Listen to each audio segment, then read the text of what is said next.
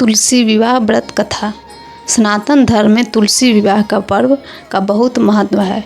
इस बार तुलसी विवाह 12 नवंबर 2024 दिन मंगलवार का है।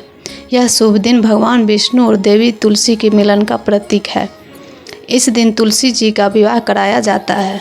ऐसा करने से विवाह और धन संबंधी समस्याओं का अंत होता है। साथ ही घर में सदैव के लिए धन की देवी माँ लक्ष्मी का वास रहता है। भगवान विष्णु माँ लक्ष्मी के पति हैं, लेकिन फिर ऐसा क्या हुआ कि श्री हरि विष्णु को तुलसी से विवाह करना पड़ा।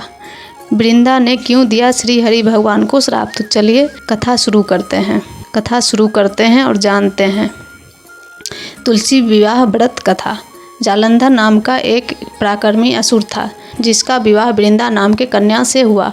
वृंदा भगवान विष्णु की परम भक्त थी और पतिव्रता थी। इसी कारण जालंधर अजय हो गया।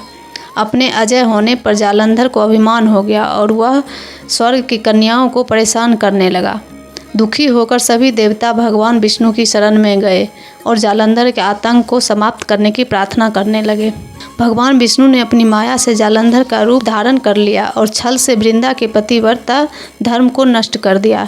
इससे जालंधर की शक्ति छिन्न हो गई और वह युद्ध में मारा गया। जब वृंदा को भगवान विष्णु के छल का पता चला तो उसने भगवान विष्णु को पत्थर बन जाने का श्राप दे दिया।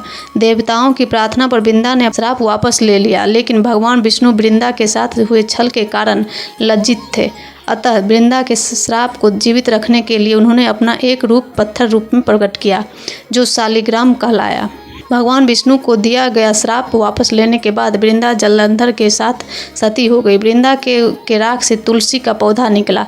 वृंदा की मर्यादा और पवित्रता को बनाए रखने के लिए देवताओं ने भगवान विष्णु के शालिग्राम रूप का विवाह तुलसी से कराया। इसी घटना को याद रखने के लिए प्रतिवर्ष कार्तिक मास शुक्ल पक्ष एकादशी यानी देव प्रबोधनी एकादशी के दिन तुलसी जी का विवाह शालिग्राम के साथ कराया जाता है।